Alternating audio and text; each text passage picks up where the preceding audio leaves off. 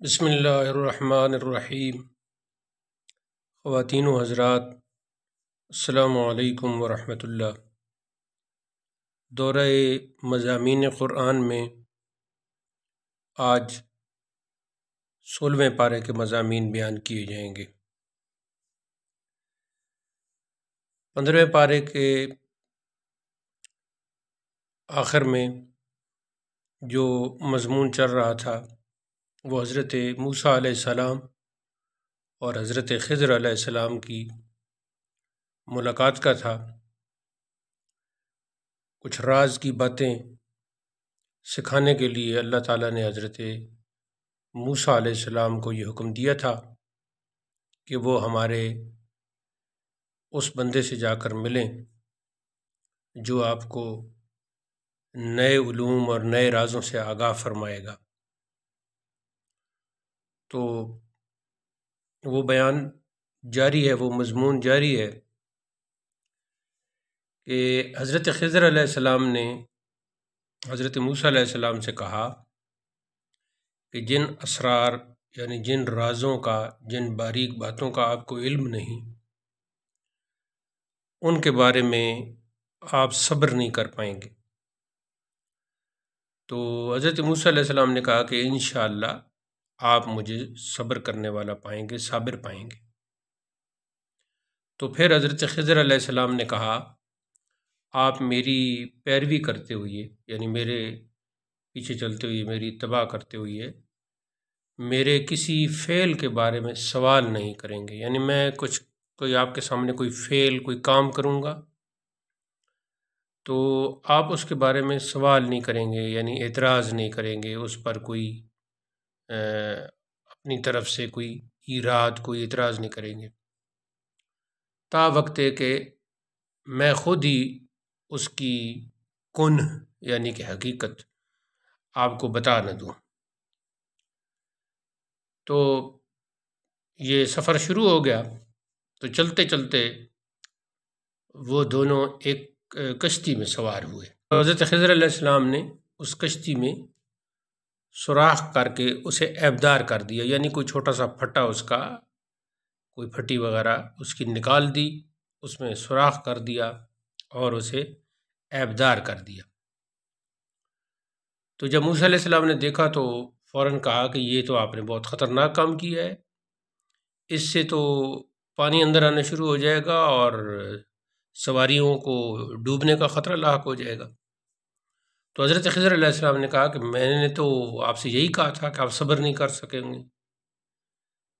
تو موسیٰ علیہ السلام نے پھر کہا کہ یہ مجھ سے بھول ہو گئی ہے،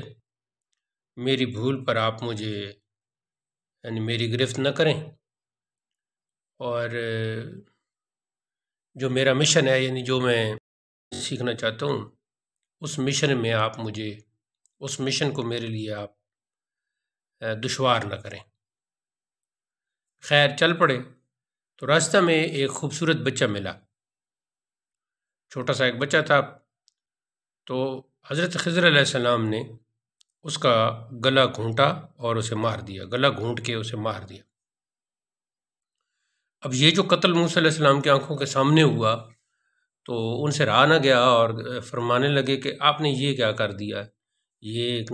معصوم بچہ تھا، ایک معصوم جان تھی، اس کو آپ نے قتل کر ڈالا۔ تو اس پر پھر خضر علیہ السلام نے وہی اپنے الفاظ دہرائے کہ زور دے کر کہا کہ میں نے آپ کو کہا نہیں تھا کہ آپ میرے ساتھ نہیں چل سکیں گے۔ تو پھر موسیٰ علیہ السلام کہنے لگے کہ مجھے ایک اور آخری موقع دے دیں، تو اگر پھر میں نے اعتراض کیا تو پھر آپ کو اختیار ہوگا، اس کے بعد آپ مجھے اپنے ساتھ رکھیں یا نہ رکھیں۔ خیر چل پڑے اور چلتے چلتے ایک گاؤں میں جا پہنچے۔ تو دونوں حضرات کو لمبے سفر کی وجہ سے بھوک بھی لگی ہوئی تھی، تو وہاں کے لوگوں سے، گاؤں والوں سے کھانا طلب کیا، تو گاؤں والوں نے کھانا کھلانے سے انکار کر دیا، یعنی کوئی کھانا کھلانے کے لیے تیار ہی نہیں ہوا۔ تو اس گاؤں میں ایک دیوار جو ہے وہ گرا چاہتی تھی، بس قریب ہی تھی کہ گر جاتی۔ تو حضرت خضر علیہ السلام نے مرمت کر کے اس کو درست کر دیا۔ اب اس موقع پر موسیٰ علیہ السلام کہنے لگے کہ جب گاؤں کے لوگوں نے ہماری میزبانی تک نہیں کی، پوچھا تک نہیں ہمیں، تو آپ کو بھی چاہیے تھا کہ ان بے لحاظ لوگوں سے مزدوری ہی لے لیتے تاکہ ہم اس سے کھانا خرید لیتے۔ تو حضرت خضر علیہ السلام کہنے لگے کہ اب ہمارا مزید اکٹھے رہنا ممکن نہیں ہے، اس لیے اب یہاں سے ھذا فراق بینی و بینک، اب یہاں سے ہمارے راستے جدا جدا ہیں۔ البتہ یہ جو 3 واقعات پیش آئے ہیں یا کچھ اور واقعات پیش آئے ہیں قرآن میں، تو جو ظاہر ہیں وہ 3 واقعات ہیں، تو میں ان کی وضاحت کر دیتا ہوں۔ تو خضر علیہ السلام فرمانے لگے کہ وہ جو کشتی تھی جس کا میں نے سوراخ کر دیا تھا، اس کو عیبدار بنا دیا تھا، اس کو عیبدار بنانے کی وجہ دراصل یہ تھی کہ کشتی کے جو غریب مالکان ہیں ان کا اس میں فائدہ تھا، کیونکہ آگے سمندری حدود میں ایک ظالم بادشاہ کی عملداری تھی،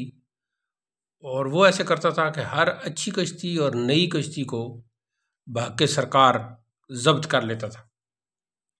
تو میں نے اس کشتی کا ایک کونا توڑ دیا جس سے ان غریبوں کی کشتی بچ گئی، اور جس لڑکے کو میں نے قتل کیا تھا اس کی وجہ یہ تھی کہ وہ مستقبل میں آوارہ،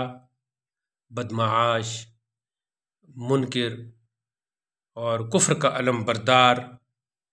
بننے والا تھا، اور اپنے نیک والدین کے لیے کئی مشکلات کا باعث بننے والا تھا۔ اس لیے میں نے قتل کر دیا تاکہ اللہ تعالیٰ اس کے والدین کو اس کا نعم البدل عطا فرمائے اور اس کے شر سے محفوظ فرما لے۔ اور جہاں تک اس دیوار کا تعلق ہے، دیوار کی تعمیر کا، تو وہ یہ ہے کہ گاؤں میں ایک نیک سیرت انسان تھا، اس کے بچے چھوٹے چھوٹے تھے، تو اس کے انتقال کا وقت آ گیا، تو اس نے اپنا خزانہ زمین میں دفن کر کے اس کے اوپر دیوار تعمیر کر دی تاکہ بچے بڑے ہو کر وہ خزانہ حاصل کر سکیں، اور اگر دیوار گر جاتی تو لوگ وہ خزانہ لوٹ کر لے جاتے اور ان یتیموں کا نقصان ہو جاتا۔ اس لیے میں نے گرتی ہوئی دیوار کو سہارا دے کر درست کر دیا تاکہ وہ جب بڑے ہوں، جوان ہوں، تو پھر وہ اپنی امانت پا لیں۔ اور آپ کو یہ بھی معلوم ہونا چاہیے کہ یہ تینوں کام میں نے اپنی رائے سے نہیں کیے، یہ اللہ تعالیٰ کا حکم تھا۔ لیکن اے موسیٰ علیہ السلام، اے موسیٰ، آپ صبر و تحمل کا دامن چھوڑ کر جلد بازی میں سوال کر بیٹھے۔ تو یہ واقعہ تھا جی جو 15 پارے سے شروع ہو رہا تھا اور 16 پارے میں ختم ہوا۔ تو اب اس میں ویسے تو اس واقعے سے بہت سارے اس میں راز ہیں، بہت سے اسباق ملتے ہیں، لیکن ایک سبق یہ بھی ملتا ہے کہ ہمارے سامنے جو رات دن واقعات ہوتے رہتے ہیں، حادثات ہوتے رہتے ہیں، مختلف معاملات ہوتے رہتے ہیں، تو کسی کو جوانی یا بچپن میں موت آ جاتی ہے، کوئی حادثہ کا شکار ہو کر زخمی ہو جاتا ہے، کسی کو گھر یا عمارت گر جاتی ہے، کسی کا چلتا ہوا کاروبار ٹھپ ہو جاتا ہے۔ تو ان تمام واقعات کے پس پردہ بڑی عجیب و غریب حکمتیں چھپی ہوتی ہیں، پوشیدہ ہوتی ہیں۔ تو ظاہر اور باطن میں بڑا اختلاف ہوتا ہے، انسان کی نظر جو ہے وہ صرف ظاہر میں الجھی رہتی ہے، اور باطنی رازوں کو وہ انڈرسٹینڈ نہیں کر پاتا، اس کا ادراک نہیں کر پاتا، اس کی عقل جو ہے وہ چونکہ محدود ہے تو وہ قاصر رہتی ہے۔ تو اس لیے بہت سارے ظاہری جو اعمال ہوتے ہیں انہیں دیکھ کر فوراً اعتراض نہیں کرنا چاہیے۔ اس کے بعد جی آیت نمبر 83 سے مشرکین کے تیسرے سوال کا جواب دیتے ہوئے صالح بادشاہ ذوالقرنین، یہ ایک بہت ہی نیک بادشاہ تھے اور اللہ تعالیٰ نے ان کو بہت طاقت عطا کی ہوئی تھی، تو ان کے حالات بیان کیے گئے ہیں کہ اللہ تعالیٰ نے انہیں اس صالح بادشاہ ذوالقرنین کو بہت ہی مادی قوت عطا کی ہوئی تھی، اور روحانی اور ایمانی طاقت بھی زبردست حاصل تھی۔ اور اس کی جو فتوحات ہیں اس کا دائرہ بھی بہت وسیع تھا، اور ایک طرف مشرق کے آخری کنارے اور دوسری طرف مغرب کے بھی انتہائی سرے تک وہ پہنچ گیا تھا۔ وہ اپنی فتوحات کے زمانے میں جب وہ فتح کر رہا تھا اور مختلف جگہوں پہ جا رہا تھا، تو اسی زمانے میں اس کا گزر ایک ایسی قوم پر ہوا جو پہاڑوں کے درمیان آباد تھی اور ہمیشہ ایک وحشی قوم کے حملوں کا نشانہ بنتی تھی۔ وہ جو وحشی قوم ہے اس کو قرآن نے یاجوج و ماجوج کا نام دیا ہے، یعنی یاجوج اور ماجوج۔ تو ذوالقرنین بادشاہ نے لوہے اور پیتل کے جوڑ سے ایک آہنی، ایک لوہے کی دیوار جسے سد سکندری کہا جاتا ہے، وہ تعمیر کی اور اس وحشی قوم کے حملوں کا ہمیشہ کے لیے سلسلہ بند کروا دیا۔ تب جا کے وہاں کے باشندوں کو امن و سکون نصیب ہوا۔ اب جو قرب قیامت کی نشانیاں ہیں، یعنی جب قیامت بہت قریب ہوگی، تو قیامت کی بہت ساری نشانیاں تو خیر اب بھی ظاہر ہو چکی ہیں، لیکن یہ پہلی نشانیاں ہیں، اور قیامت کی نشانیاں 3 قسم کی ہیں۔ تو جب تیسری قسم کی آخری جو نشانیاں ہوں گی، اس کے بعد بالکل ہی پھر سلسلہ دنیا کا سلسلہ ختم ہو جائے گا، جو ابھی کافی دور ہے۔ تو ان قیامت کی نشانیوں میں یہ بھی ہے کہ یاجوج ماجوج اس دیوار کو جسے سد سکندری کہتے ہیں کو گرا کر خود کو آزاد کر لیں گے اور پھر باہم دست و گریبان ہو جائیں گے۔ تو کچھ احادیث جو ہیں ان کی روشنی میں یہ رائے بھی قائم کی گئی ہے کہ یہود کی ہلاکت کے بعد حضرت عیسیٰ علیہ السلام کی حکومت قائم ہوگی اور پھر دنیا میں امن و امان کا دور دورہ ہوگا۔ تو جب وہ دنیا میں امن و امان کا دور دورہ ہو جائے گا تو پھر اس وقت یاجوج ماجوج کی جلغار ہوگی، اور ان کی تعداد اتنی ہوگی کہ حضرت عیسیٰ اپنے ساتھیوں سمیت پہاڑوں پر کی طرف چلے جائیں گے اور وہاں جا کے پناہ لیں گے۔ تو وسائل کے جو حصول ہیں ان کی جنگ میں یاجوج ماجوج پھر ایک دوسرے کے خلاف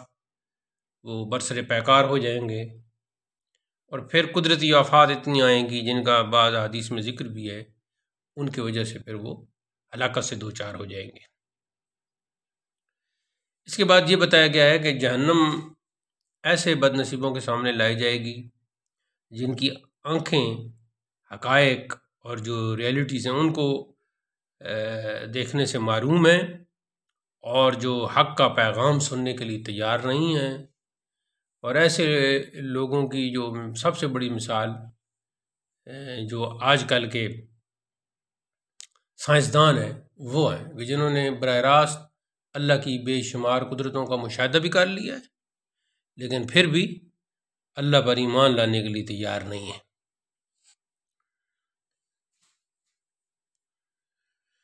اپنی حکمت کے خموں پیچ میں الجھا ایسا آج تک فیصلہ نفع و ضرر کر نہ سکا۔ یہ آج کا جو سائنسدان ہے وہ مختلف تجربات تو کر چکا ہے، لیکن اللہ کی قدرت کے مناظر دیکھ کر بھی وہ اس طرف نہیں آ رہا۔ جی، ذوالقرنین جو ہے اس کے بہت ہی اس کے وسائل تھے، وسائل کی بہتات تھی۔ وسائل کی بہتات کے باوجود وہ اللہ پر ایمان رکھتا تھا، جبکہ مادیت پرست افراد اور بادشاہ ظاہری اسباب ہی کو سب کچھ سمجھ بیٹھتے ہیں۔ پھر جب وہ مکمل ہوگی دیوار تو ذوالقرنین نے اعترافاً بارگاہ خداوندی میں عرض کیا کہ یہ سب کچھ میرے رب کی رحمت سے ہوا ہے، اور جب میرے رب کا مقرر وقت، اس کا جو مقرر کردہ وقت ہے وہ آئے گا تو پھر وہ اس دیوار کو ریزہ ریزہ کر دے گا۔ اس کے بعد جو مضمون ہے، اللہ تعالیٰ نے اس حقیقت کو اشکارا کیا ہے کہ اگر 7 سمندر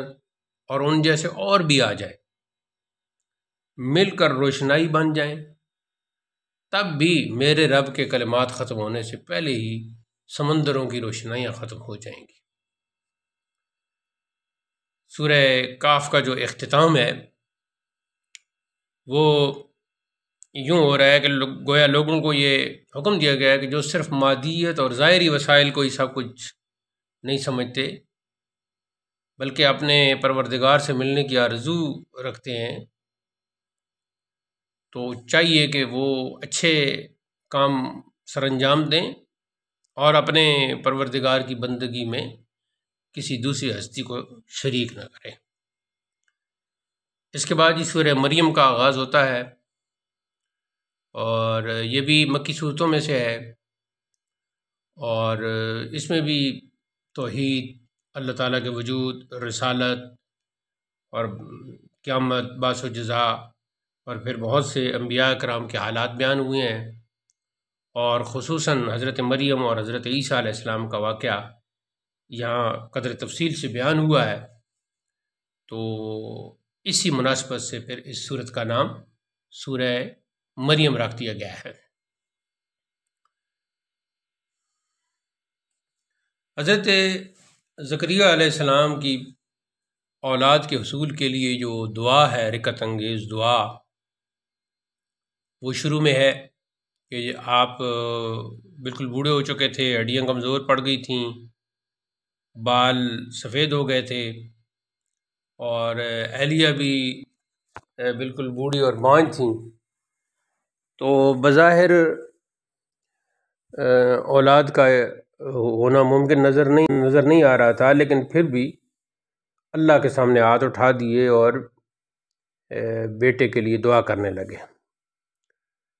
تو اللہ تعالیٰ نے آپ کی دعا کو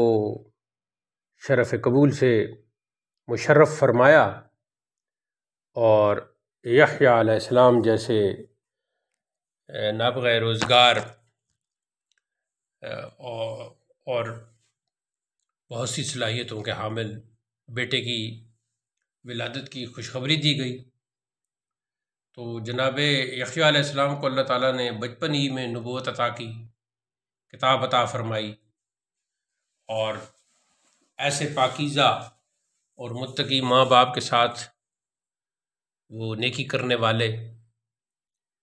اور یہاں پھر ان کی پیدائش کے دن اور وفات کے دن اور جب قیامت کے دن انہیں اٹھایا جائے گا تو اس پر سلام بھیجا گیا۔ تو اس سے یہ بھی معلوم ہوتا ہے کہ نبی کی ولادت، نبی کی وفات کے دن ان پر سلام بھیجنا یہ اللہ کی سنت ہے۔ تو حضرت زکریا اور حضرت یحییٰ کا جو قصہ ہے وہ بیان کرنے کے بعد ایک اور عجیب قصہ بیان کیا گیا، اور یہ قصہ جو ہے عیسیٰ علیہ السلام کی ولادت کا قصہ ہے۔ اس میں شک نہیں کہ یحییٰ علیہ السلام کی ولادت بھی عجیب طریقے سے ہوئی تھی، وہ بھی ایک عجیب قصہ تھا، کیونکہ والدین تو بوڑھے ہو چکے تھے، توالد و تناسل کی عمر سے گزر چکے تھے، لیکن عیسیٰ علیہ السلام کی ولادت تو بغیر باپ کے ہی ہو گئی۔ ان کی والدہ باکرہ تھیں۔ تو اس میں تفصیل یہ ہے کہ ایک مرتبہ حضرت مریم غسل کے لیے تیاری کر رہی تھیں کہ ایک شخص ان کے سامنے اچانک آ کر کھڑا ہو گیا، تو وہ اسے انسان سمجھ کر اللہ کی پناہ مانگنے لگیں، مگر اس نے بتایا کہ وہ انسان نہیں بلکہ فرشتہ ہے، اور اللہ کے حکم سے بیٹے کی بشارت دینے آیا ہے۔ انہیں تعجب ہوا کہ شوہر کے بغیر کیسے بیٹا پیدا ہوگا، اور میں تو کوئی اس طرح کی بھی نہیں ہوں، بدکار بھی نہیں ہوں۔ تو انہوں نے بتایا گیا کہ اللہ کے لیے یہ بات کوئی مشکل نہیں ہے۔ چنانچہ وہ امید سے ہو گئیں، اور جب ولادت کا وہ سلسلہ شروع ہوا، مرض شروع ہوا، تو پریشان ہو کر کہنے لگیں کہ کاش تکلیف اور رسوائی کا یہ وقت آنے سے پہلے ہی میں مر جاتی اور پھولی بصری ہو جاتی۔ وہ اس وقت ایک ویرانے میں کھجور کے ایک خشک تنے کے سہارے بیٹھی ہوئی تھی۔ تو پھر فرشتے نے آواز دی کہ آپ کے نچلی جانب ایک نہر جاری ہے، اور کھجور کو ہلائیں اور ہلا کر پھل حاصل کریں اور نہر سے پانی پئیں، اور بچے کو دیکھ کر اپنی آنکھوں کی ٹھنڈک کا سامان کریں، اور اس دوران اگر کوئی آپ سے کوئی بات کرے، کوئی پوچھے، تو آپ اسے یہ کہیں کہ میں نے چپ کا روزہ رکھا ہوا ہے، تم خود ہی اس بچے سے پوچھ لو۔ چنانچہ جب وہ بچے کو گود میں لی ہوئی ہے بستی میں پہنچی، تو پھر لوگوں نے اعتراض کی بچھاڑ کر دی کہ تمہارے والد صاحب تو ایک صالح انسان تھے، ایک نیک انسان تھے، اور تمہاری والدہ بھی نیک خاتون تھیں، تو تم نے اتنا بڑا حادثہ یہ کیسے کر دیا؟ تو بچہ اپنی ماں کا دفاع کرتے ہوئے یہ بول اٹھا کہ میں اللہ کا بندہ ہوں، اور اس دنیائے رنگ و بو میں قدم رکھنے کے بعد زندگی کے اس موڑ پر، جب کہ ابھی آپ بولنے کی عمر تک نہیں پہنچے تھے، تو معجزانہ انداز میں اپنی مقدس والدہ کی پاک دامنی بتانے کے لیے بولے بھی، اور آپ کی زبان سے پہلا کلمہ ہی ایسا نکلا جو آپ کے بارے میں جو غلو کرنے والے غالی قسم کے عیسائی ہیں ان کی گھڑی گئی شرکیہ عمارت کو دھڑام سے گرانے کے لیے کافی تھا۔ سلسلہ گفتگو جاری رکھتے ہوئے مزید فرمایا کہ میں بابرکت رسول بنایا گیا ہوں، مجھے نماز اور زکوٰۃ کے اہتمام کی تعلیم دے کر بھیجا گیا ہے، میں صلاح اور تقوی اور نیکی کا پیکر اور والدہ کا فرما بردار ہوں۔ تو اس گفتگو نے جناب مریم کو پاک باز بھی ثابت کر دیا، اور اللہ کی قدرت کو ثابت کر کے لوگوں کے تعجب میں اضافہ کر دیا۔ اور یہ تھے جناب مریم کے بیٹے حضرت عیسیٰ، جو اللہ کے بیٹے نہیں بلکہ اللہ کے حکم کن فیکون کے کرشمہ کے طور پر جلوہ آرائے بزم دنیا ہوئی ہے۔ تو اللہ کی شان دیکھیں کہ حضرت عیسیٰ علیہ السلام کی معجزانہ ولادت یہود و نصارہ کے درمیان وجہ نزاع اور باعث اختلاف بن گئی۔ ایک طرف اللہ نے عیسائیوں نے انہیں اللہ کا بیٹا، ابن اللہ کا بیٹا قرار دیا، تو دوسری طرف یہودیوں نے معاذ اللہ انہیں ابن زنا کہنے میں کوئی شرم محسوس نہ کی، جبکہ اہل اسلام کا حضرت عیسیٰ کے تعلق سے عقیدہ حق کا بالکل افراط و تفریط سے ہٹ کر ہے کہ پھر سیدنا عیسیٰ علیہ السلام کی معجزانہ ولادت اور شہادت کے بعد سورہ مریم حضرت ابراہیم علیہ السلام کے قصے کی طرف منتقل ہو جاتی ہے، جو ان کے مشرک باپ کے ساتھ پیش آئے، یعنی باپ سے مراد یہاں چچا ہے، تاکہ عقیدہ شرک میں جو جھوٹ ہے، جو کبر و غرور اور جہل و انا اور گمراہی اور حماقت پائی جاتی ہے، اس کی ایک جھلک دکھائی جا سکے۔ اگلی آیات میں حضرت ابراہیم کے اخلاق عالیہ اور اوصاف حمیدہ پر بھی بھرپور روشنی ڈالی گئی ہے۔ اس کے بعد جی آیت نمبر 51 سے مختلف انبیاء اکرام کا ذکر شروع ہوتا ہے۔ حضرت موسیٰ اور حضرت ہارون کی نبوت اور کوہ طور پر اللہ سے ہم کلامی کا تذکرہ، پھر جناب اسماعیل علیہ السلام کی نبوت و رسالت اور وعدہ کی پاسداری اور نماز اور زکوٰۃ کا ذکر ہے۔ ساتھ ہی حضرت ادریس کی صداقت نبوت کا تذکرہ بھی ہے۔ ساتھ ہی یہ ایک کڑوی حقیقت بیان کی گئی ہے کہ ان انبیاء کے جانشین میں کچھ لوگ ایسے ہوئے کہ جنہوں نے نمازیں ضائع کیں اور خواہشات اور شہوات کی بندگی کا راستہ اختیار کر کے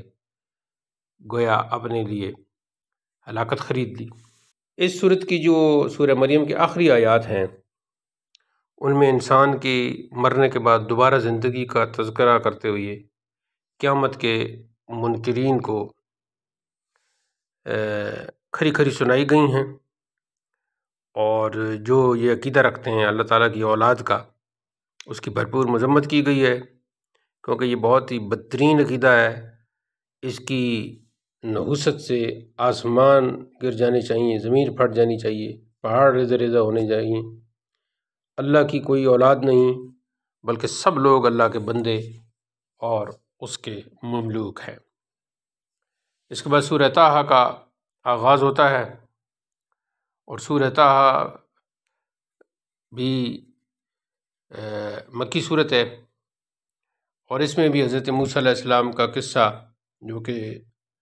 پیچھے سورہ مریم میں اجمالی طور پر بیان ہوا ہے، تو یہاں ذرا تفصیل کے ساتھ آیا ہے۔ ایسے ہی گزشتہ صورت میں حضرت آدم کا صرف نام آیا تھا، یہاں ان کا واقعہ قدر وضاحت کے ساتھ بیان ہوا ہے، اور یہ بھی ذہن میں رہے کہ طٰہٰ حضور نبی کریم صلی اللہ علیہ وسلم کے ناموں میں سے بھی ایک نام ہے۔ تو یہاں مفسرین کے مطابق اس نام کے ذریعے آپ کو خطاب کیا گیا ہے، اور فرمایا گیا کہ آپ پر ہم نے قرآن اس لیے تھوڑا تھوڑا کر کے نازل کیا ہے تاکہ آپ مشقت میں نہ پڑیں، اور کیونکہ رسول کریم صلی اللہ علیہ وسلم قرآن کی تلاوت اور دعوت الدین دونوں میں بے پناہ مشقت اٹھاتے تھے۔ راتوں کو نماز میں اتنی طویل قرات فرماتے تھے کہ پاؤں مبارکہ پر ورم آ جاتا تھا، تو اس طرح پھر اللہ تعالیٰ نے آپ کو کئی مقامات پر تسلی دی۔ آیت نمبر 10 سے حضرت موسیٰ کے واقعے کی تفصیلات شروع ہوتی ہیں کہ جب وہ اپنی بیوی کے ہمراہ مدین سے واپس ہوئے، وہ امید سے تھیں، تو درد ذیل شروع ہو چکا تھا۔ سامنے آگ جلتی ہوئی دیکھ کر موسیٰ علیہ السلام آگ لینے کو گئے کہ بس پھر پیغمبری مل گئی، تو موسیٰ علیہ السلام کو بتایا گیا کہ یہ آگ نہیں، یہ آپ کے رب کی تجلی ہے۔ وادی مقدس کے احترام میں جوتے اتارنے کے حکم کے ساتھ آپ کو پروانہ نبوت بھی عطا کر دیا گیا، اور توحید کا پیغام بنی اسرائیل کے لیے دے کر نماز کے اہتمام کی بھی تلقین فرمائی گئی۔ اس موقع پر آپ کو آپ کا جو عصا ہے، یعنی ڈنڈے سے اژدہا اور ہاتھ کو روشن اور چمکدار بنانے کے 2 معجزات عطا ہوئے، اور آپ کو حکم ہوا کہ فرعون کو جا کر حق کی دعوت دیجیے۔ پھر آیت نمبر 25 سے لے کر 28 میں موسیٰ علیہ السلام کی دعا کا ذکر ہے کہ اے میرے رب، میرے لیے میرا سینہ کشادہ فرما دے، میرے لیے میرا کام آسان کر دے، میری زبان کی گرہ کھول دے تاکہ وہ لوگ میری بات سمجھ سکیں۔ مزید یہ دعا کی کہ اے پروردگار، میرے خاندان میں سے میرے بھائی ہارون کو اس مشن میں میرا وزیر اور میرا شریک کار بنا دے تاکہ مجھے تقویت ملے۔ اس کے بعد کی جو آیت ہے اس میں موسیٰ علیہ السلام کی پیدائش کے وقت کے حالات کا مضمون ہے۔ فرعون نے حکم دے رکھا تھا کہ بنی اسرائیل کے ہر گھر میں پیدا ہونے والے بیٹے کو قتل کر دیا جائے، تو پھر اللہ تعالیٰ نے موسیٰ علیہ السلام کی ماں کے ذہن میں یہ بات ڈالی کہ وہ اپنے اس نومولود بیٹے کو ایک صندوق میں بند کر کے دریا میں ڈال دیں۔ تو اللہ کے حکم سے یہ تابوت کنارے لگا، تو اللہ کے دشمن فرعون کے ہاتھ لگ گیا، تو پھر موسیٰ علیہ السلام کی والدہ نے ایسے ہی کیا تاکہ رب کی نگرانی میں موسیٰ علیہ السلام کی پرورش ہو۔ آگے جی آیت نمبر 43 سے موسیٰ علیہ السلام اور حضرت ہارون علیہ السلام کو یہ حکم ہوا کہ آپ دونوں فرعون کے پاس جائیں، کیونکہ وہ بڑا سرکش ہو چکا ہے، تو بہت ہی نرمی کے ساتھ اسے حق کی دعوت دیں، شاید وہ نصیحت حاصل کر لے۔ تو موسیٰ علیہ السلام نے اور ہارون علیہ السلام نے اللہ کی بارگاہ میں عرض کی کہ ہمیں اندیشہ ہے کہ وہ ہم پر زیادتی کرے گا، تو اللہ نے فرمایا کہ تم گھبراؤ نہیں، میں تمہارے ساتھ ہوں، میں سن رہا ہوں، میں دیکھ رہا ہوں۔ چنانچہ وہ دونوں فرعون کے پاس گئے اور کہا کہ ہم اللہ کے رسول ہیں، بنی اسرائیل کو اذیت نہ دو اور انہیں ہمارے ساتھ بھیج دو۔ تو پھر فرعون نے اللہ کی ذات کے بارے میں موسیٰ علیہ السلام اور ہارون علیہ السلام سے مجادلہ کرنا شروع کر دیا، تو اس پر پھر اس نے جادوگر ہونے کا الزام لگایا، اور پھر اپنے چوٹی کے جو جادوگر تھے ان کو بلا لیا، ایک خاص دن مقرر کر دیا، تو وہ انہیں پھر مقابلے کا چیلنج دیا۔ تو اس کی تفصیل پچھلی صورتوں میں بھی گزر چکی ہے کہ جادوگر ناکام ہوئے اور وہ پھر وہ ایمان لے آئے۔ آیت نمبر 85 میں 85 میں اس واقعے کی طرف اشارہ ہے کہ موسیٰ علیہ السلام تورات لینے کے لیے کوہ طور پر تشریف لے گئے، 40 دن تک عبادت و ریاضت میں وہاں مصروف رہے، پھر کتاب لے کر واپس آئے تو قوم بچھڑے کو معبود بنا کر شرک میں مبتلا ہو چکی تھی۔ تو سامری کا کہنا تھا کہ جبریل کے نشان قدم کی مٹی میں نے سنبھال رکھی تھی، بنی اسرائیل کے پاس فرعونیوں کے زیورات کا سونا جو کہ یہ لوگ مصر سے نکلتے وقت اپنے ہمراہ لے آئے تھے، جمع کر کے